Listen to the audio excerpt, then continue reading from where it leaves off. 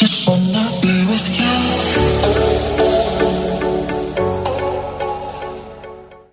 Hi everyone, I'm Anna. Welcome to my kitchen. I'm going to show you how to make quick and easy hummus homemade.